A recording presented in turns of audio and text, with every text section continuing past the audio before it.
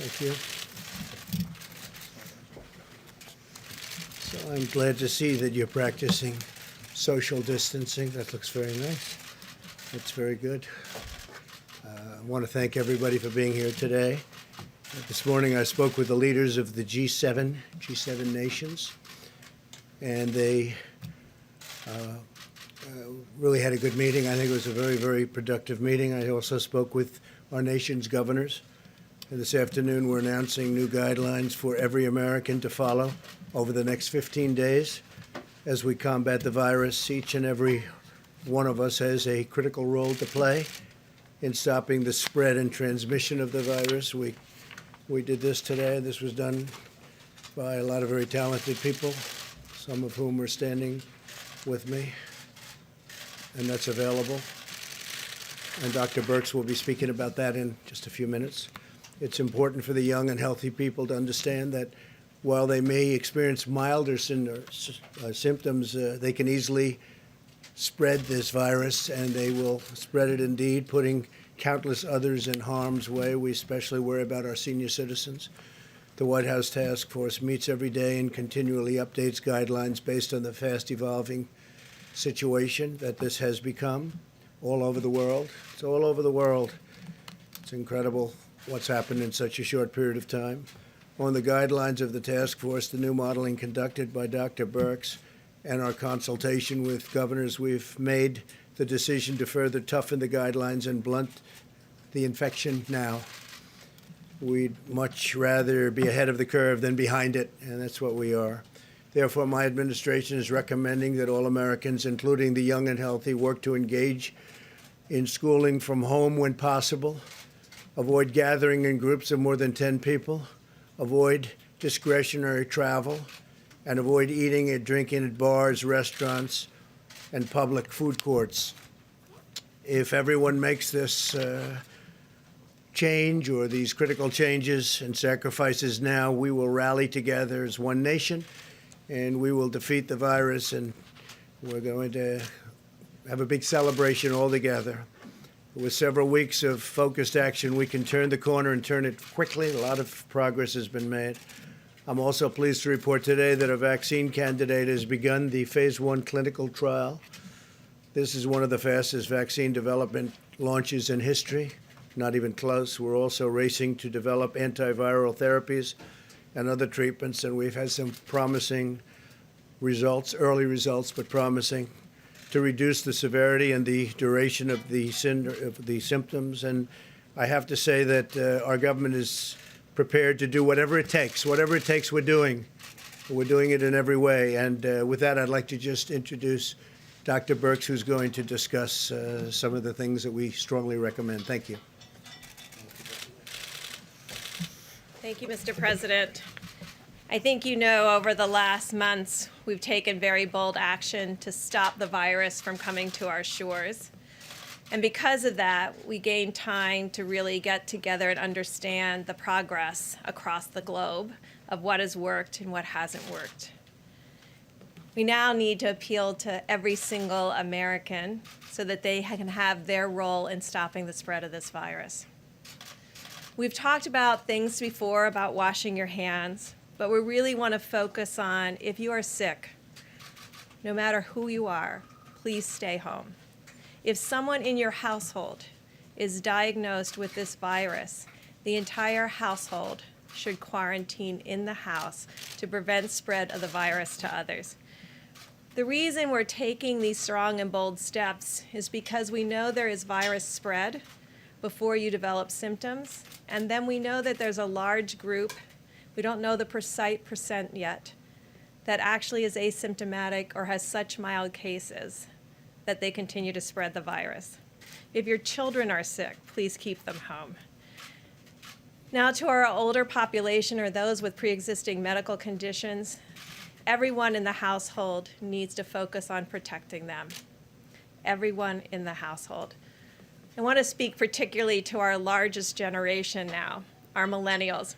I have the mom of 2 wonderful millennial young women who are bright and hardworking, and I will tell you what I told to them. They are the core group that will stop this virus. They're the group that communicates successfully, independent of picking up a phone. They intuitively know how to contact each other without being in large social gatherings. We're asking all of them to hold their gatherings to under 10 people, not just in bars and restaurants, but in homes. We really want people to be separated at this time, to be able to address this virus comprehensively that we cannot see, for which we don't have a vaccine or a therapeutic. The only thing we have right now is the amazing ingenuity and compassion of the American people. We're appealing to all Americans to take these steps, to protect each other, and to ensure that the virus doesn't spread. These guidelines are very specific, they're very detailed. They will only work if every American takes this together to heart and responds as one nation and one people to stop the spread of this virus. Thank you.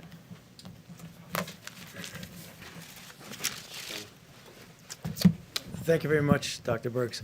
So just to connect with what I mentioned to you in previous discussions in this room, and Dr. Burks said it very well, that in order to be able to contain and curtail this epidemic to not reach its maximum capability, we have a two-pillar approach, one of which I believe has been very effective in preventing the substantial seeding, and namely the travel restrictions that we've discussed many times in this room. The other, equally, if not more important, is when you have infection in your own country, which we do, and I could read the numbers, but they're really essentially what we've seen yesterday, incremental increases both globally as well as in the United States, with the curve doing that. So therefore, the kinds of things that we do are containment and mitigation. What we're mentioning now, the guidelines, when you look at them carefully, I believe if the people in the United States take them seriously, because they were based on some rather serious consideration back and forth, some may look at them and say they're going to be really inconvenient for people. Some will look and say, well, maybe we've gone a little bit too far. They were well thought out. And the thing that I want to re-emphasize, and I'll say it over and over again, when you're dealing with an emerging infectious diseases outbreak, you are always behind where you think you are if you think that today reflects where you really are. That's not word speak. It means if you think you're here, you're really here because you're only getting the results. Therefore, it will always seem that the best way to address it would to be doing something that looks like it might be an overreaction. It isn't an overreaction. It's a reaction that we feel is commensurate, which is actually going on in reality. So take a look at the guidelines, read them carefully, and we hope that the people of the United States will take them very seriously, because they will fail if people don't adhere to them. We have to have, as a whole country, cooperate and collaborate to make sure these get done. Thank you. Okay, go ahead. Mr. President, a lot of people are concerned about how long all of this might last. Do you have any kind of estimate that if Americans really were to band together Right. and do what the White House is suggesting, how quickly you could turn this corner? My favorite question, I ask it all the time. How many times, Anthony? I think I ask him that question every day, and I speak to Deborah, I speak to a lot of them. I get the opinion. So it seems to me that if we do a really good job, we'll not only hold the death down to a level that is much lower than the other way, had we not done a good job, but people are talking about July, August, something like that. So it could be right in that period of time where it washes through. Other people don't like that term, but where it washes through. So is this the new normal until the height of the summer? We'll see what happens, but they think August, could be July, could be longer than that. But I've asked that question many, many times. Yes. That being said, Mr. President, Americans today and looking forward are living with so much anxiety and so Yeah. much fear, facing uncertainty right now. I'm curious, how are you talking to your own family about this? How are you talking to your youngest son? Do you empathize with this sense of anxiety? People are really scared. Yeah. No, I think they are very scared. I think they see that we're doing a very professional job. We've been working with the governors and frankly, the mayors, local government at every level. We have FEMA totally involved. FEMA's been, usually we see FEMA for the hurricanes and the tornadoes. Now we have FEMA involved in this. They've been doing a fantastic job locally, working with people that they know because they work, like as an example, in California, in the state of Washington. They work with them a lot on other things, and they're very familiar, so they're working on it. What you can do, and all you can do, is professional, totally competent. We have the best people in the world. We have really the greatest experts in the world. And someday soon, hopefully it'll end and we'll be back to where it was. But this came up, it came up so suddenly. Look, you were surprised. We were all surprised. We heard about it. We heard about reports from China that something was happening, and all of a sudden, we did make a good decision. We closed our borders to China very quickly, very rapidly. That was a otherwise, we'd be in a very, as Tony has said numerous times, we'd be in a very bad position, much worse than we would be right now. You look at what's happening in other countries. Italy's having a very hard time. But I think that what we do, and I've spoken actually with my son. He says, "How bad is this?" It's bad. It's bad. But we're going to be hopefully a best case, not a worst case, and that's what we're working for. Yes. I think you can clear up some confusion on two key fronts. One is about your own test. The other is about containment efforts. Is the administration considering more aggressive containment options, like a quarantine, a national curfew, restricting Well, we have that domestic very air much. travel? Yeah, we have that very much, and we've been pretty aggressive. We were early with Europe, but we were very, very early with China and other places, and fortunately we were.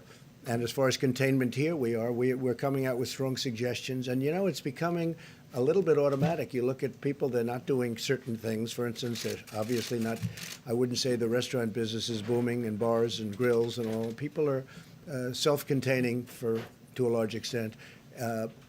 We look forward to the day when we can get back to normal. To be Go ahead, specific, what's your second question? are you considering instituting a nationwide lockdown, a nationwide quarantine? The NSC knocked that down, but there's still some questions about how it all came At this to be. point, not nationwide, but well, there are some places in our nation that are not very affected at all. But we may look at certain areas, certain hotspots as they call them. We'll be looking at that, but at this moment, no, we're not. The second question is, you said you had your coronavirus test Friday night.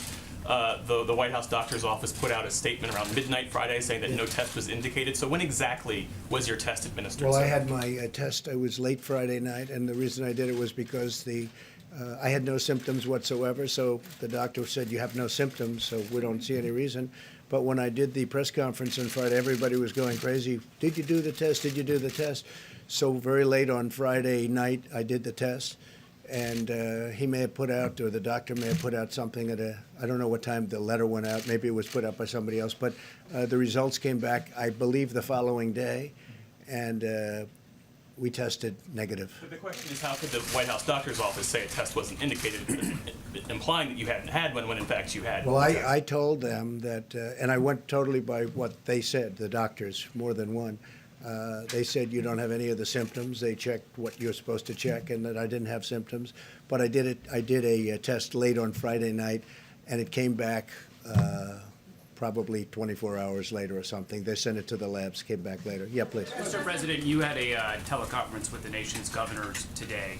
Yeah. And in that teleconference, you told them if they need things like respirators or masks to try to get it on their own.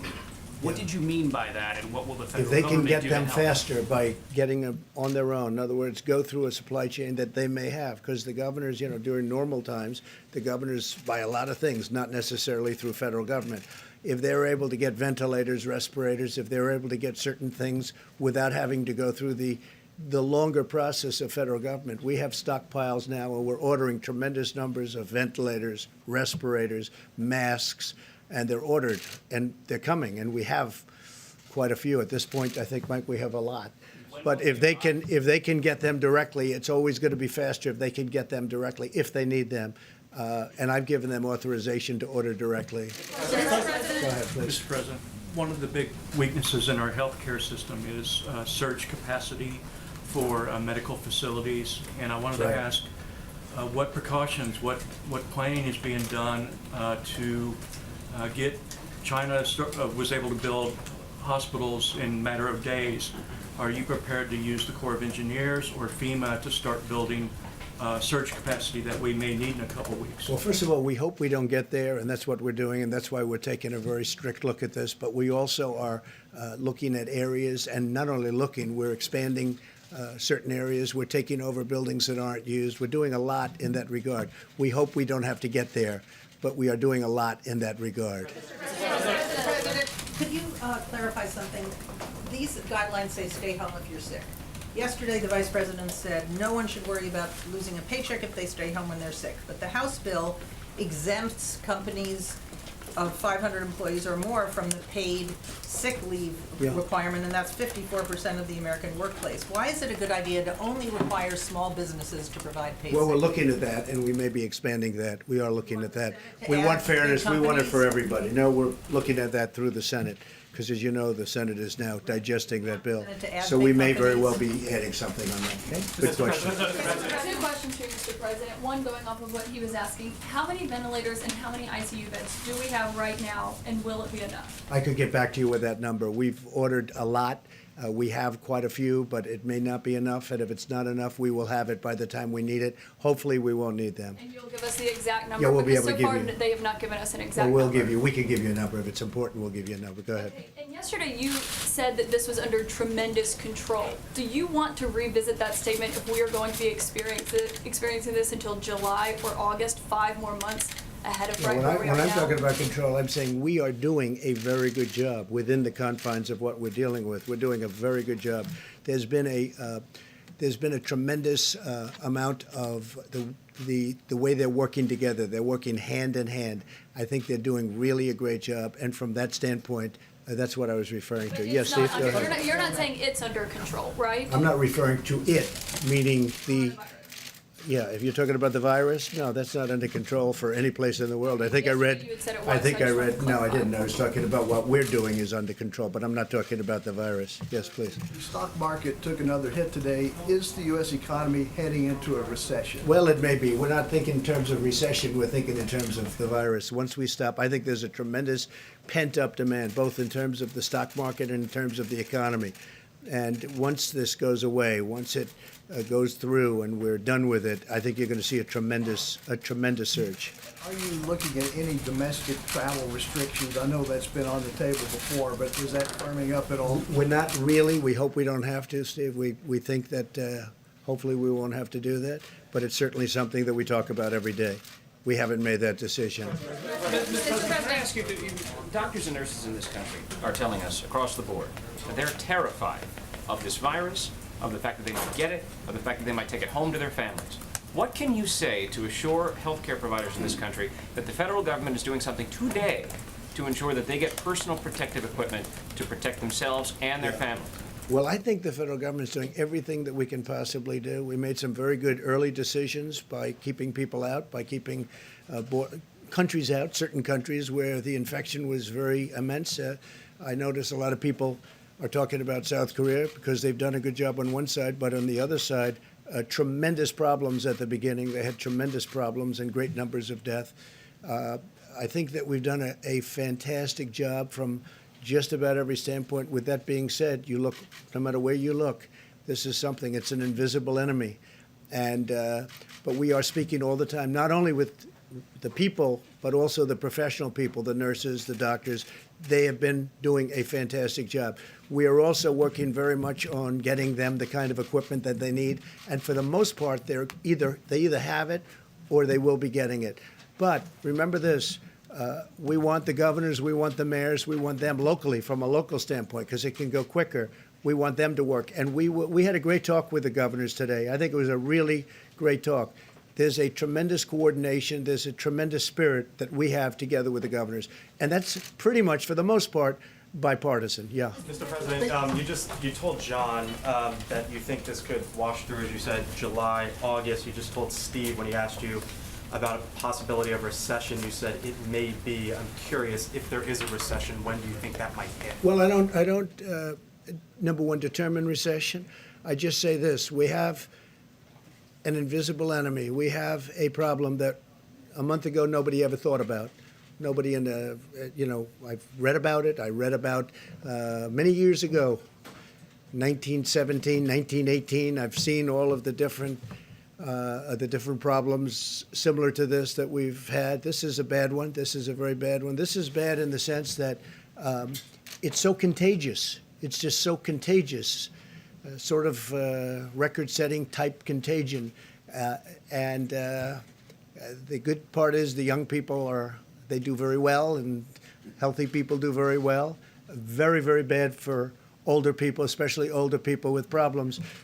My focus is really on getting rid of this problem, this virus problem. Once we do that, everything else is going to fall into place. Yes, please. Mr. President, a lot of rumors last night that you were going to put in a national curfew or some kind of, texting I've been stuff. reading, I've been watching. Right, exactly. Me too. Your people were saying this is a foreign disinformation campaign. Is that what's going on? Are people messing with us on the internet? Well, I don't know. I mean, that I can't tell you if they are or not. And, I think a lot of the media actually has been very fair. I think people are pulling together on this. I really think the media has been very fair. I think it could be that you have some foreign groups that are playing games, but it doesn't matter. We haven't really determined to do that at all, and hopefully we won't have to. That's a very big step. It's a step we can take, but we have not decided to do it. Jennifer, go. Mr. President, two things, one on airlines and one on Yes. Jeff Bezos. Can you talk a little bit specifically about what you'd like to do to help the airlines, first of all? And then second of all, we heard that Jeff Bezos has been in contact with the White House daily. Can you say what he's been asking for or proposing? Well, I've to heard do? that's true. I don't know that for a fact, but I know that some of my people have, as I understand it, been dealing with them or with him, and that's nice. We've had tremendous support from a lot of people that can help, and I believe he was one of them.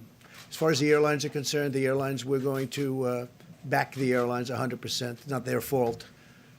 It's nobody's fault unless you go to the original source, but it's nobody's fault. And we're going to be in a position to help the airlines very much. We've told the airlines we're going to help them. They want $25 billion. Well, we're going to be helping, we're going to be backstopping the airlines. We're going to be helping them very much, John. It's very important. What do you do about the stock market, sir? $25 billion for the passenger carriers and $4 billion for cargo? We're going to be looking at it very strongly. We have to back the airlines. It's not their fault. In fact, they were having a record season. Everybody was. They were having record seasons, and then this came out, and it came out from nowhere. So not their fault, but we're going to be backing the airline, yeah. The stocks continue to fall today. Would the White House support negative rates? Best thing I can do for the stock market is we have to get through this crisis. That's what I can do. That's the best thing we can do. That's what I think about. Once this virus is gone, I think you're going to have a stock market like nobody's ever seen before. Thank you, Mr. People be voting tomorrow, Mr. President? Mr. President, the other day you said you don't take He'll be back in a responsibility. sec. He'll be back in a second. I think the question that I think maybe John asked about until July, the guidelines are a 15-day trial guideline to be reconsidering. It isn't that these guidelines are now going to be in effect until July. What the president was saying is that the trajectory of the outbreak may go till then. Make sure we don't think that these are solid in stone till July. Yeah. That would be the outside number, yeah. Mr. President. Mr. President, you could criticize. Hold on 1 second, please, go ahead. To follow up, Senate Republicans, do you want Senate Republicans to change the package that passed the House last week, even though you I think they may decided make it on even better. Look, they're working together very well with the House. They're working very much in unison, like the question before. They're working to only enhance it and make it better and make it fair for everybody, and that's what we're looking to do. So we may go back and forth with the House a little bit, but both will be in a very positive fashion. Please. Yeah, Mr. President, these new guidelines say avoid social gatherings in groups of more than 10 people. The CDC's recommendations yesterday were for people to avoid gatherings of more than 50 people. What's evolved in you and your team's thinking in just the past 24 hours? And also, what exactly do you need to see in a stimulus Well, let me bill? just have the professionals answer that. Would you like to do that? Great. Thank you, and thank you for that question. So we have been working on models day and night around the globe to really predict, because some countries in our very early stage, like the United States, we've been working with groups in the United Kingdom. So we had new information coming out from a model, and what had the biggest impact in the model is social distancing, small groups, not going in public in large groups. But the most important thing was if one person in the household became infected, the whole household self-quarantined for 14 days, because that stops 100% of the transmission outside of the household. And as we talked about early on, it's silent. We had another silent epidemic, HIV. And I just want to recognize the HIV epidemic was solved by the community, the HIV advocates and activists who stood up when no one was listening and got everyone's attention. We're asking that same sense of community to come together and stand up against this virus.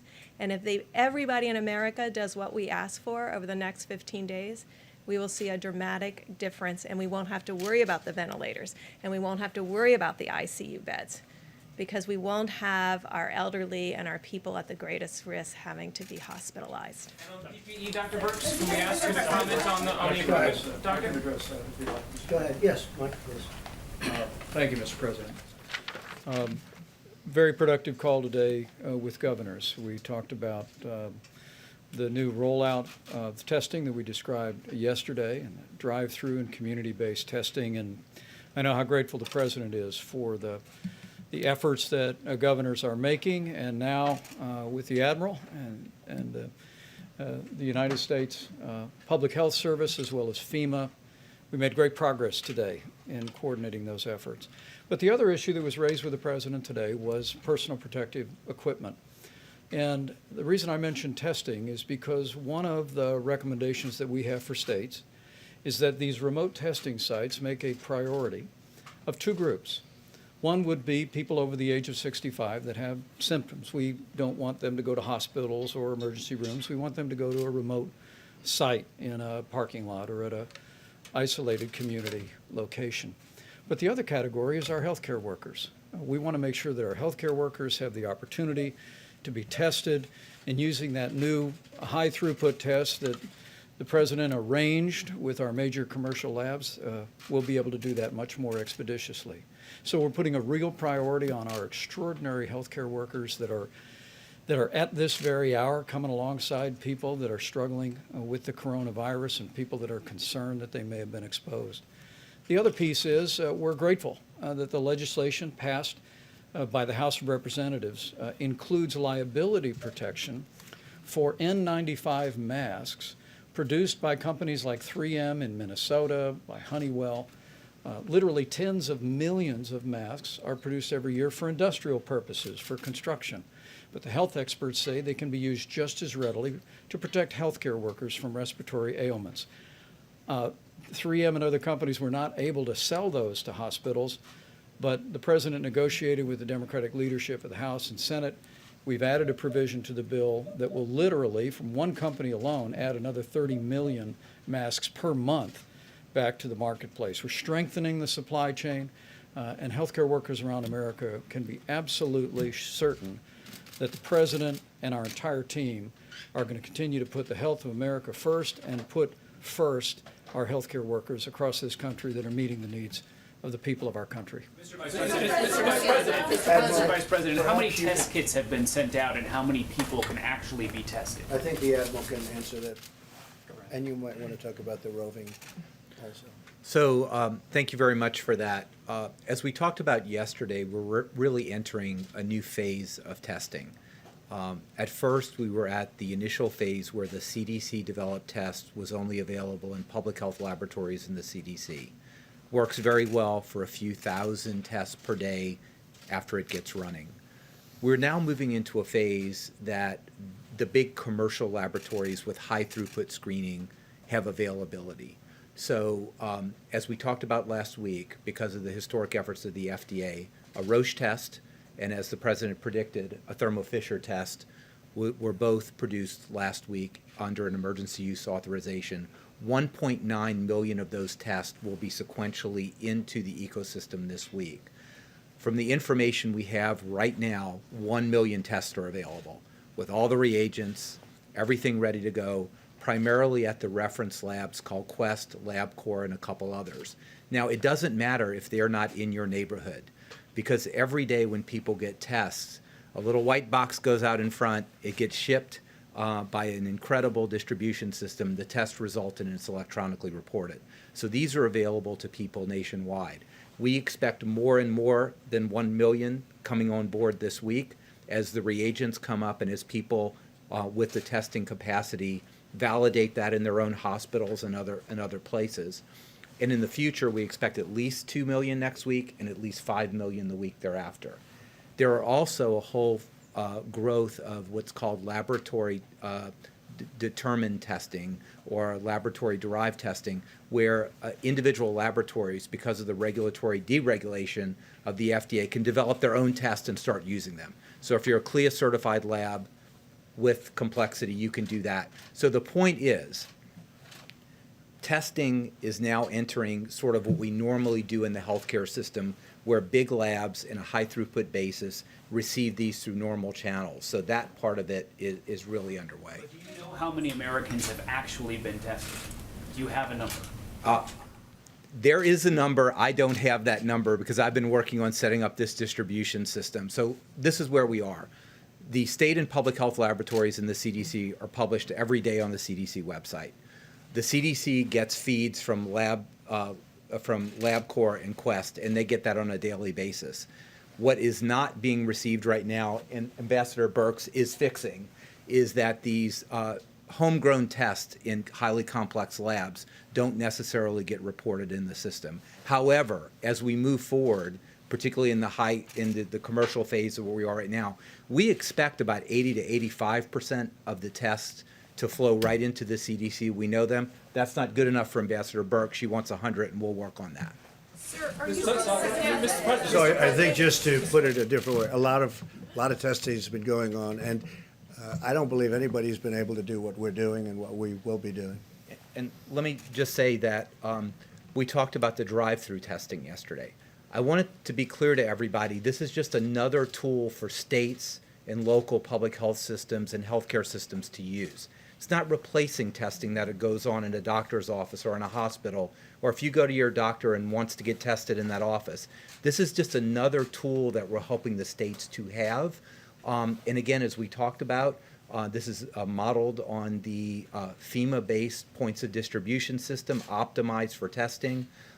We expect this week, we now have gear, people being shipped right now today that will be in over 12 states with multiple sites, many of states having multiple sites, to start augmenting the local capacity and really providing the state and the local people what they need as another way for people to get tested. So this has never been done before. That's never been done, and certainly not on a level like that. And I will say that I think I can speak for the professionals that if you don't have the symptoms, if your doctor doesn't think you need it, don't get the test. Don't get the test. I think that's very important. Not everybody should run out and get the test. That's right. But we're able to handle tremendous numbers of people. John? Mr. President, earlier today, Governor Cuomo of New York said that he believes that hospital capacity soon will be overwhelmed and implored you to call on the Army Corps of Engineers to build temporary facilities to house patients. Is that something We're you would looking consider? into it. We've heard that. We've heard it from really two places. There are two places that have specifically, New York being one, and we are looking into it very strongly. Yeah. Steve, go ahead, please. Sir, how have you changed your own behavior to take account of this virus? Are you washing your hands more? Oh, I've always washed my hands a lot. I wash my hands a lot, probably, maybe if anything more, certainly not less. What was it like taking the test? It's not something I want to do every day. I can tell you that. It's it's a little bit of good doctors in the White House, but it's a test. It's a test. It's a medical test. Nothing pleasant about it. You had said that in a tweet that Governor Cuomo should be doing more. What Well, I think he can do more. What specifically But I think, should he be doing? I think he can And- do more. And, you know, it's an area of the country that's very hot right now. I think New Rochelle, and a place I know very well. I grew up right near New Rochelle. I think it's a very, no, I think it's an area that has to be tamped down even more because it's a hotbed. There's no question about it. So I think they can look at doing it. But we're getting along very well. We've had a very, in fact, I noticed he made some statements just now that the relationship with the federal government has been good. The federal government has done everything they've wanted us to do. But we can, I think it's very important that all of the governors get along very well with us and that we get along with the governors. And I think that's happening. Mr. President, that people should. I have Mr. President. The defense secretary and the assistant defense secretary have decided to separate and be in a bubble to avoid the spread of the disease and to protect the chain of command. Is that something you and the vice president should be doing? And has there been any talk about having to have a 25th Amendment Well, we procedure haven't in thought place? of it, but, you know, I will say this, that we're very careful. We're very careful with, you know, being together. Even the people behind me they've been very strongly tested. I've been very strongly tested. And we have to be very careful. But everybody should be vigilant. We have to be vigilant. Yeah, please. Mr. President, two simple questions for you, Mr. President. Go ahead, please. Two simple questions for you, Mr. President. Hold it before you. Okay, I don't know if this is a question for you or for Dr. Burke, but Dr. Burke said that it is the millennials who are going to lead us through this, and that now is the time to look out for the older people in our home. Older might be a state of mind, not necessarily an age. So for those millennials of us who have parents who are in their 50s, 60s, 70s, what is older? What should we tell them at this point? Well, if I was Dr. Fauci, I would tell you there's a physiologic age and a numerical age. So older people with pre-existing conditions. And what do we mean by that? You know, significant heart disease, significant kidney disease, significant lung disease, any immunosuppression, any recent treatment for cancer, any of those pieces in any household. Now, why do I think the millennials are the key? Because they're the ones that are out and about. And they're the most likely to be in social gatherings. And they're the most likely to be the least symptomatic. And I think we've always heard about the greatest generation. We're protecting the greatest generation right now and the children of the greatest generation. And I think the millennials can help us tremendously by having, plus they need to communicate with each other. Public health people like myself don't always come out with compelling and exciting messages that a 25 to 35-year-old may find interesting and something they will take to heart.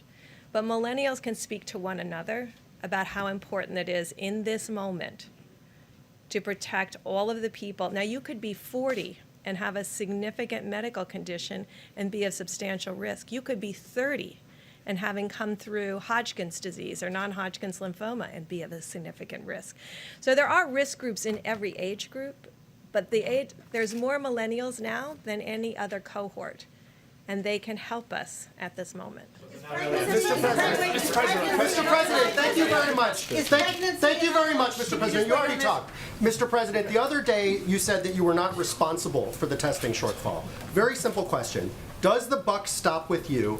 And on a scale of 1 to 10, how would you rate your response to this crisis? I'd rate it a 10. I think we've done a great job. And it started with the fact that we kept a very highly infected country despite all of even the professionals saying, no, it's too early to do that. We were very, very early with respect to China. And we would have a whole different situation in this country if we didn't do that. I would rate it I would rate ourselves and the professionals. I think the professionals have done a fantastic job. As far as the testing, you heard the Admiral. I think the testing that we've done, we really took over an obsolete system or put it maybe in a different way, a system that wasn't meant to do anything like this. We took it over, and we're doing something that's never been done in this country. And I think that we are doing very well. We took the system, we worked with the system we had, and we broke down the system purposely. We broke it down in order to do what we're doing now. And within a short period of time, and even now, we're testing tremendous numbers of people. And ultimately, you're saying it will be what? It will be up to how many people will we be able to test? We certainly expect with the high throughput testing that that's no longer a barrier. The barrier is actually doing the test on a person, and I'm sure, as the president would inform you, in order to do the test, a healthcare provider needs to dress in full personal protective equipment. And there's a swab that's put in the back of the nose all the way to the back of the throat. It's called a nasopharyngeal swab, which is then put in media. The next person who has to get tested, that healthcare provider has to change all the personal protective equipment. When you put that in, it's highly likely a person coughs or sneezes, so you're at risk. So that's what we're trying to fix now by the mobile platforms, by all the things we're doing, is to enable sort of high throughput of this swabbing. And we're doing some technological things too that might be breakthroughs to make it much faster. But we certainly expect that from thousands of people per day, we will be at the tens of thousands of people per day this week, according to those who are. Does the buck stop with you, Mr. President? Does the buck stop with you? Yeah, normally, but I think when you hear this has never been done before in this country. If you look back, take a look at some of the things that took place in 09 or 11 or whatever it may have been. They never did. Nobody's ever done anything like what we're doing. Now, I will also say, Admiral, I think we can say that we're also getting this ready for the future, so that when we have a future problem, if and when, and hopefully we don't have anything like this, but if there is, we're going to be we're going to be starting off from a much higher plateau, because we were at a very, very low base. We had a system that was not meant for this. It was a smaller system. It was meant for a much different purpose. And for that purpose, it was fine, but not for this purpose. So we broke down the system, and now we have something that's going to be, and is very special, and is ready for future problems. I think we can say that very strongly. Yeah. Go ahead, please. Thank you, Mr. President. Yes. How close are you to shutting down America's northern border with Canada? And could you also speak to the fact about the elections that are supposed to be taking place tomorrow? Is it your advice that those states postpone those elections? Well, I'd leave that up to the states. It's a big thing, postponing an election. I think, to me, that really goes to the heart of what we're all about. I think postponing an election is a very tough thing. I know they're doing, because they've been in touch with us, they're doing it very carefully. They're spreading people out at great distances, as you can see. And I think they'll do it very safely. I hope they do it very safely. But I think postponing elections is it's not a very good thing. They have lots of room in a lot of the electoral places, and I think that they will do it very well. But I think postponing is unnecessary. On the northern border, sir, how close are you to We shutting think about down? it. We think about it. If we don't have to do it, that'll be good. We have very strong emergency powers when it comes to something like this, both on the southern and the northern borders. And we are talking about different things, but we'll see. Right now, we have not decided to do that. Steve? Can we get Dr. Fauci to talk about the vaccine trial today and whether the timetable for a vaccine is it possible to accelerate, or is it still like 12 to 18 months? So, thank you for that question. The vaccine candidate that was given the first injections for the first person took place today. You might recall when we first started, I said it would be 2 to 3 months, and if we did that, that would be the fastest we've ever gone from obtaining the sequence to being able to do a phase 1 trial. This has been now 65 days, which I believe is the record. What it is, it's a trial of 45 normal individuals between the ages of 18 and 55. The trial is taking place in Seattle. There will be 2 injections, one at 0 day, first one, then 28 days. There will be 3 separate doses, 25 milligrams, 100 milligrams, 250 milligrams, and the individuals will be followed for 1 year, both for safety and whether it induces the kind of response that we predict would be protective. And that's exactly what I've been telling this group over and over again. So it's happened. The first injection was today. Sir, the market just closed down 3,000, almost 13%. Your response to the market close, sir? Is there, thank you. Dr. Fauci, is there guidance for someone who may have felt sick but then feels better, so you had symptoms but you no longer do, your fever's gone away? How long would you stay home after that point? That's not clear from the guidelines. Well, if you are positive for the infection, if you have coronavirus, it is less how you feel than whether or not you're still shedding virus. So the general issue about letting people out of a facility, who, for example, a hospital or whatever, who have been infected, you need 2 negative cultures, the same way that was just described, 24 hours apart. Yeah, no, the market will take care of itself. The market will be very strong as soon as we get rid of the virus, yes. Could you clarify about pregnant women? Is that an underlying, because the UK said today that pregnancy was one of those underlying conditions. Do we say that too? There's very little data in pregnant women. I think about a week ago, I said the reports that came in from China, from the Chinese CDC, of the 9 women who were documented to be pregnant and have coronavirus in their last trimester, delivered healthy children, and they themselves were healthy and recovered. That is our total sample size, and we will be getting more data from countries. While countries are in the midst of this crisis, like Italy, I try not to bother them frequently to get us their data. We try to get it just weekly from the countries that are in the midst of responding to the epidemic, so that their focus is on their individuals in their country.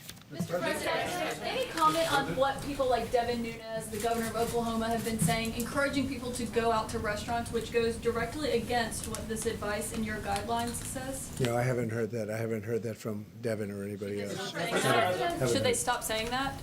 Well, I have to see what they said, but They encourage people to go to restaurants if they felt okay with their families. I would disagree with it, but right now we don't have an order one way or the other. We don't have an order, but I think it's probably better that you don't, especially in certain areas. Oklahoma doesn't have a tremendous problem. Oklahoma, you said the governor of Oklahoma. Oklahoma, Devin Nunes And is Devin. another. Yeah, well, I hadn't heard that. So should they be doing that, or should they not be doing Well, that it's in adverse to Oklahoma? what the professionals are saying. That's, you know. And what you're saying in your guidelines, Yeah. that people shouldn't No, be going it's to adverse, restaurants. but I'll take a look at it. Absolutely. I don't know who would be best to answer this question, maybe Secretary Hayes or Dr. Fauci. School districts across the country are closing down, yet for the most part, daycare centers remain open, and considering that children can sometimes be asymptomatic carriers and go home to older individuals, are there any recommendations about daycare centers? I'd prefer if one of our medical professionals discuss that, given that's a clinical recommendation. That's a good question, John. In the original guidelines as they were presented, it was schools, not daycare. I think it's very important. We should probably, if we have not discussed that, go back and discuss that in some detail about whether or not that's equivalent to school. It's a good question.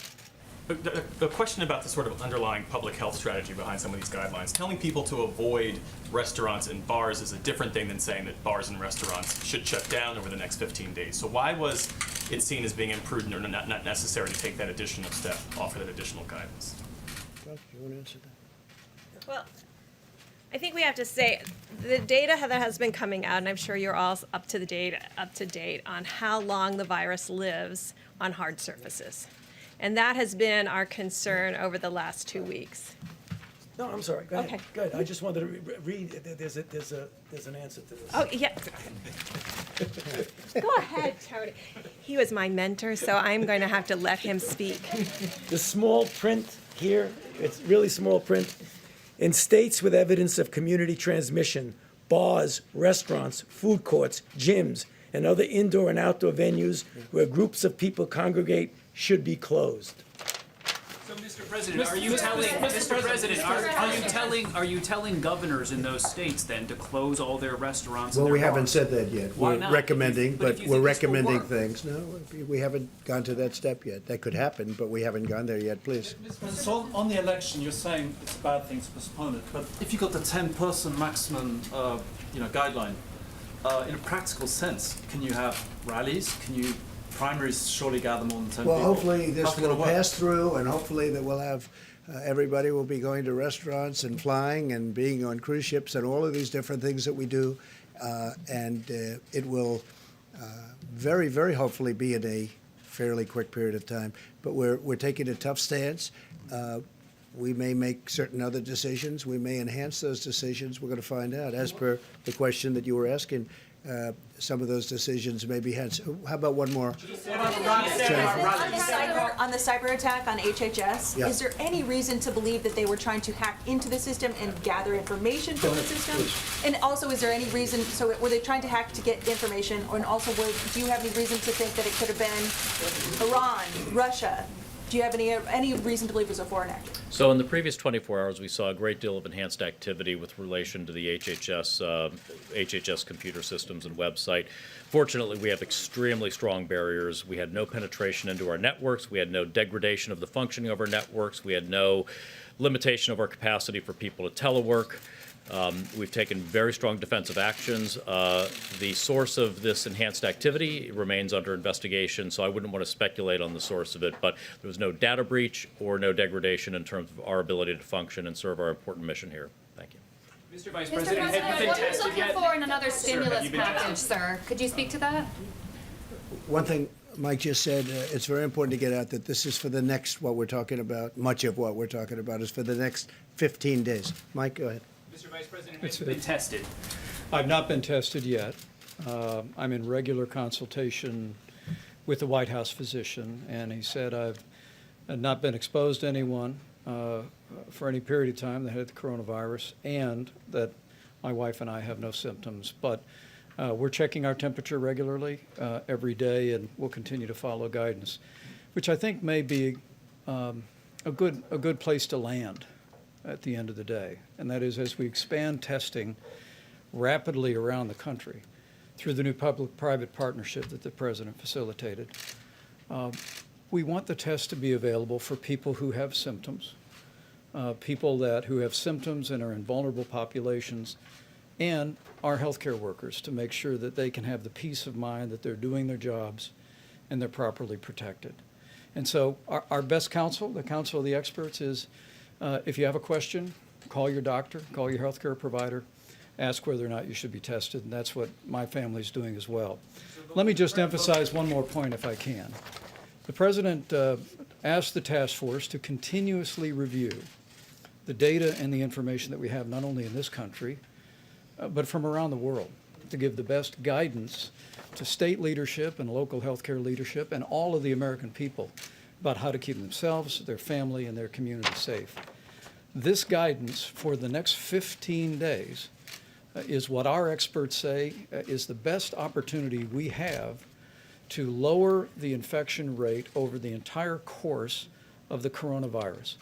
Just as the President did by suspending travel from China, just as he did with travel advisories and screening from Italy and South Korea, just as we've done with Europe and at midnight tonight with the UK and Ireland. We'll continue to take very decisive steps to lower the spread of the coronavirus. But we want every American to know, and we would ask all of you in the media to spread the word of the American people that this is advice on behalf of the President of the United States to every American, what you can do over the next 15 days to prevent the spread of the coronavirus. And we're calling on every American to do your part, because together we'll get through this and we'll find our way forward.